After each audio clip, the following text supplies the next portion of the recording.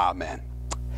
Not long ago, fairly recently, in fact, our bishop here in Ohio had to go up north and meet with the bishop up there in Michigan.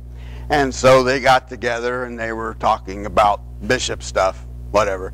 And while he was up there, our Ohio bishop asked the Michigan bishop if he could borrow the red telephone that every single bishop owns, that is the direct hotline to heaven.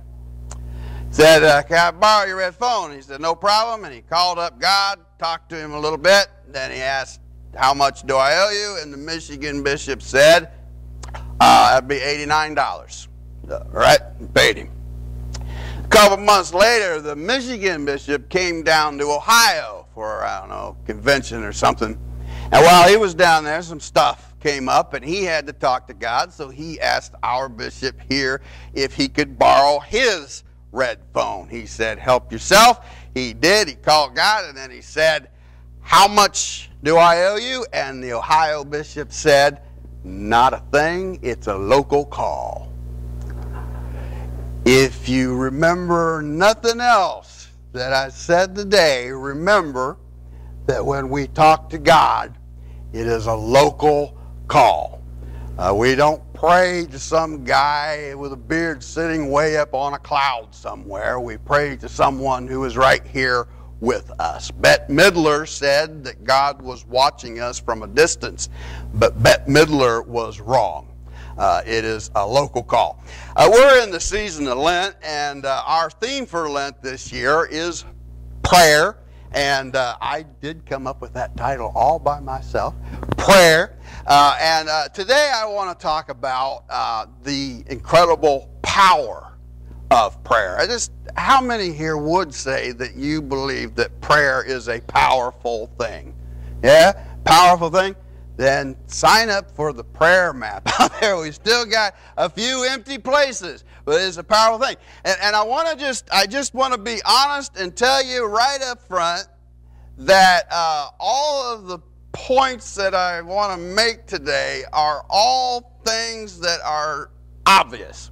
This is all stuff that you already know. You've already heard this a million times before. Wait a second. You've already heard this a million times before, but the thing about it is there are things that we know and there are things that we know. You know? You know what I mean? Like, for instance, this is something that I've told you about before, but I read an article about people who walk on hot coals with their bare feet. And I always seen people do that, like in movies and TV and stuff, and I always wondered what the secret was. You know what it is? There is no secret. Anybody can do it. You could do it right now if you wanted to. The thing is, they say that that human flesh is a really lousy conductor of heat. Like compared to metal and stuff, it takes a long time for heat to penetrate our skin, and that's why you can do stuff like this, which is just hours of fun. If you don't do this at home, I don't know what you people do for a good time, because this is just, you just do this all day. It's the same kind of thing. If you keep moving, as long as you keep moving, as long as you don't stand there for a while, you keep walking, you can walk across hot coals, not burn your feet, no problem. Now, I know that. I read that in a very reputable place. It makes sense to me. I believe that it's probably true, but if you spread out some hot coals in front of me today, I'm going to say, baloney, I ain't walking across no coals. Are you drunk or something? I'm not going to do it. Because there are things that we know, and there are things that we know. Prayer is sort of like walking on coals.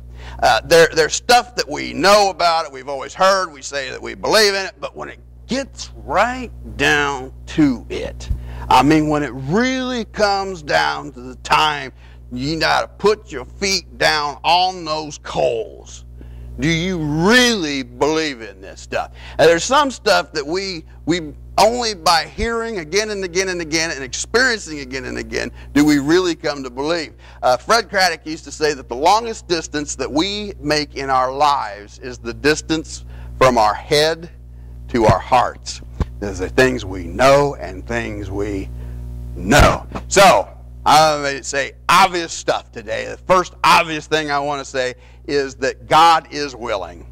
God is willing to hear our prayers. But we always say, you know, there's so much going on in the world. God has so many other things to worry about. There are real problems in the world. You know what I mean? There are wars going on. We got people getting blown up in the streets by terrorists. We got little kids being sold into slavery. People are being tortured. I mean, surely God has... My problem seems so small and so puny and so trivial compared to this stuff. Surely God's got better stuff to worry about than that. Jesus told a story about this once. Jesus told a story about a crooked judge and a pain-in-the-neck old lady. And the pain-in-the-neck old lady, this is a loose translation, the pain-in-the-neck old lady needed this judge to do something for her, and he did not give two flips about it. So he ignored her, so she kept coming back and coming back and coming back and coming back, and finally Jesus said, the guy said, this lady is going to drive me nuts. I got to give her what she wants, or I'm never going to get rid of her. So he finally did, and then Jesus says, if this judge, who is a jerk, will finally care about this woman's problems, how much more will God, who loves you? And I think if Jesus came today and he wanted to tell a story like that, I think I know how he might tell it nowadays. Because not very long ago, I was having problems with, I think it was my internet or something, and I had to call customer service. And I looked up the number for customer service, and I dialed it, and a robot answered, and she said, if you are calling about this, press 1. If you are calling about this, press 2. And so I did, and then she come back on again and said, now if you need this, press 1, and this, press 2, and did that about 15 times, you know, to whittle down what I need. And the whole time I'm just praying to God. I'm just praying to God that I don't accidentally push the wrong button, you know. Ended up getting sent to, you know, talking to somebody in China who wants to sell me a horse or something. So I'm just trying to pay attention. I get through all that finally, and the robot said, please wait, your call is being forwarded. And so I was finally there. I was finally where I needed to go. I was hooked up to the right person, and I immediately began to feel much better about it, because the robot came on again and said, your call is important to us. Please wait on the line. And she, when they said that, I just kind of thought, oh, that is so sweet. You know, that my call is important to them. I mean, this big company, thousands of callers they get every hour of the day, and they think my call is important.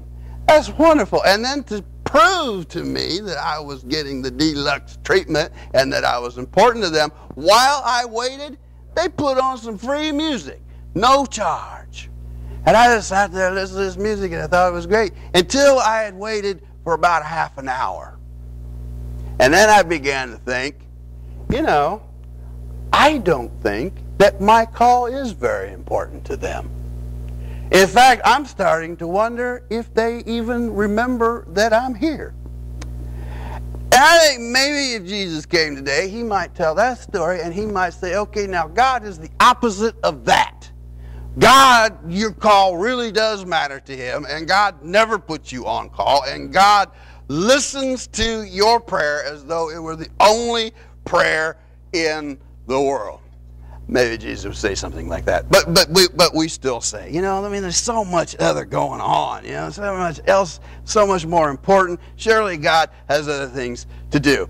That's because we are looking at this through a human point of view and not from a God point of view. The truth is, the Bible says that no matter how busy God is, his eye is still on every single sparrow that falls. I want to share with you one of my favorite quotes of all time.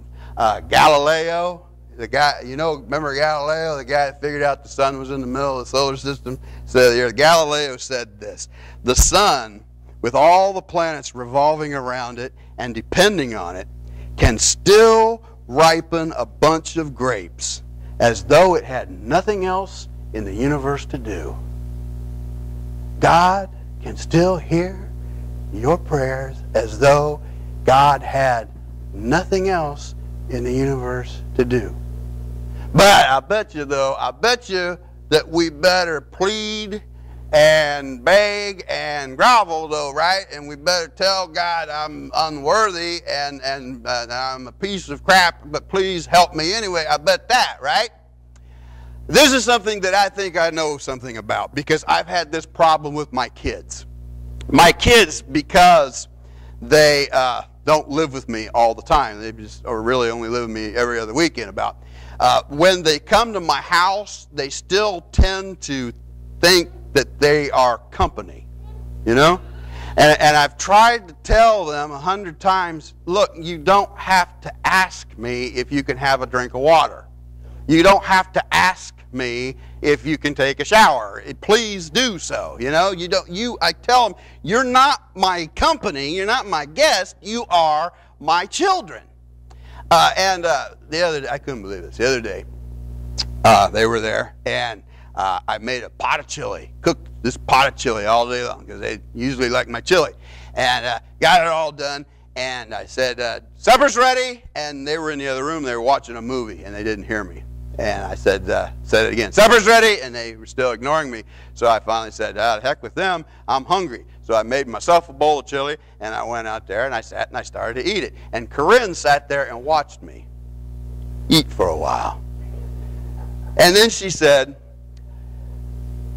don't get mad, but is there anything for us to eat? It's like she thought I was going to say, you must not touch the sacred chili.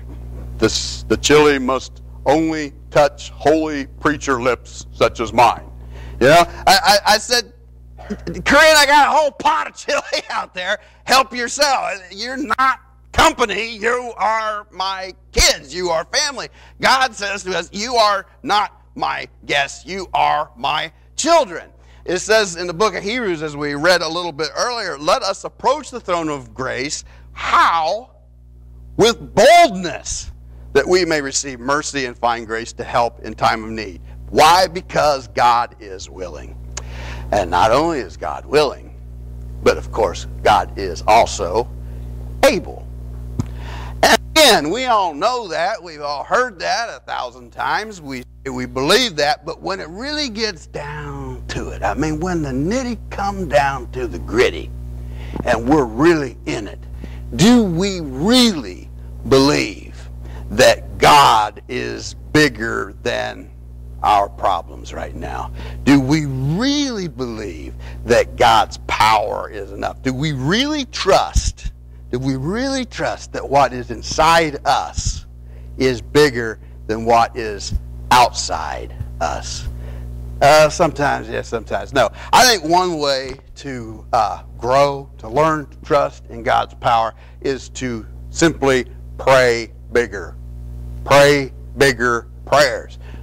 You pray bigger, after a while you start to trust bigger. I think another way though to do it is just kind of look around, Just look around at stuff God does. Think big for a second. Like I've told you before, because of the Hubble telescope, we can now see about 100 billion galaxies. I don't know how they counted all those, but 100 billion galaxies. Every one of those galaxies has about 100 billion stars. This is a number we can't comprehend, but God, this is all just God's nightlights. And there is one star up there. There's one star up there that we know about that is about 1,650 times the radius of our sun. If our sun was in the middle of this thing, Saturn would still be orbiting inside this sun. That's how big this is, and there's hundreds and hundreds and hundreds of billions of these things. This is how huge God is. But forget about that. Looks small. Looks small. Did you know, I need to look at this. Did you know that a caterpillar has 228 separate muscles in its head? I read that and I thought, what is a caterpillar got to do with its head that's so complicated that it needs 228 muscles? But that's pretty good for a caterpillar. I don't expect you to get excited about this one, but did you know that a mosquito, not only can he tell that you are there 100 feet away, but he can tell what your blood type is from 100 feet away. He can smell whether it's the kind he likes or not. You know, what he's hungry for. There is a spider. There is a type of spider that, we're not going to show a picture, that can see 4 primary colors. We see 3 primary colors, red, blue, and yellow. There's a spider that sees a whole color that we don't even know anything about. This is the kind of amazing stuff this is God's attention to detail. This is the kind of God that we pray to. But I think probably the best way to grow in our trust of God's power is by celebrating those times when God answers our prayers. And that's why we get together here, and that's why we have that time of joys and concerns when people talk about how God has answered their prayers, because we need to hear that. That is what helps us. That's what helps us grow. That's what helps us trust. Because you know that we forget, right? We forget. God sometimes will do something for you. God will answer your prayer, and you know how it is. You're excited. You're fired up. You tell everybody, isn't this cool? You got faith coming out of your ears for about a week. And then you're sort of like that old Janet Jackson song, "What have you done for me lately?" Right? We need to build a trophy case for God and remember those things. Remember that God is able. One more thing I wanted to talk about today. I talked about this at Ash Wednesday,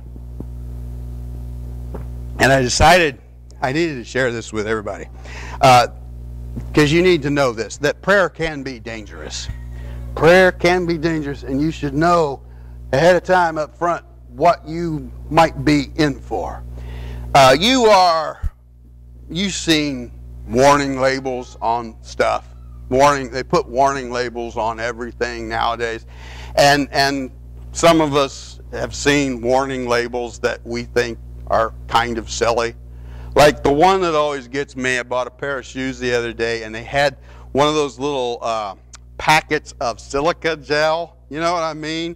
Like those little paper packets, and they have little tiny beads or something in there, and I think it's to absorb moisture or something, keep your shoes from getting mildewy. But what bothers me is that they always say in great big letters, "Do not eat." I was like, is this really a problem that we're having? Are people buying shoes and eating the free snack that came along with them? I don't get it. There's other warning labels that have gone around. Well, the one that I always find really fascinating, and I'd really like to know more about this one. Apparently there's a hair dryer that says on it, among other things, "Do not use while sleeping." That's amazing to me. Or there is an iron that says, "Do not iron clothing while wearing." Somebody tried that, or this is supposed to be true. It's supposed to not be just an urban legend. Apparently there is some kinds of sleeping pills that say, "Warning, may cause drowsiness." Seems bizarre to me, and it seems silly, and a lot of us think, you know, if they're going to put warning labels on this kind of stuff, there's some other stuff that they better put warnings on too. Children should come with warning labels on them. Marriage should have a warning label on it. Family should have a warning label on it. You know, warning, objects in your family may be closer than they appear. And I think I think above everything, I really believe that prayer ought to have a warning label on it. You should know that it can be dangerous. Like, have you ever prayed for patience? You ever pray that God will make you more patient? You know what usually happens when you pray for patience? God does not reach up on his shelf and grab his big jug of patience and pour it into your head with a funnel. Usually what happens is God starts sending you opportunities to be patient, right? A lot of people fell for that one. Or a couple of years ago, I was praying that I wanted to be a more loving person. I really felt like I was not up to speed on that, and I was failing at that. And I prayed for a long time, make me a more loving person. I kind of thought God would just zap me. You know, I'd just wake up and be more loving one day. But what really I think happened was God started to send me people who were difficult to love, which is how I met some of you. No. But some people, seriously, yeah, that's what happened. Or some of you know this, sometimes when you pray for another person, God will answer your prayer and will use you to be the one that answers it. You ever notice that? Ever experienced that one? I know, because he figures if you're praying for it, that means you volunteering. I know a couple of guys who, they're just regular guys, you know, just regular church guys, and a while back they decided to include in their prayers for people in jail, prayers for prisoners. It just seemed like a harmless thing to do, you know. It seems like a Christian-y thing to do, pray for prisoners. You know where I met these guys? In prison, doing prison ministry, yeah? They're answering their own prayers. Or when I was in high school, I love this story. When I was in high school, I knew a guy. He was a pastor of a church that I went to for a little while. And he went down to Haiti on a mission trip. And he met all these missionaries down in Haiti.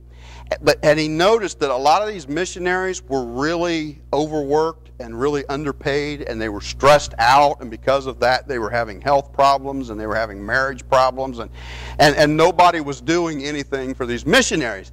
And this guy prayed. He said, God, this isn't right.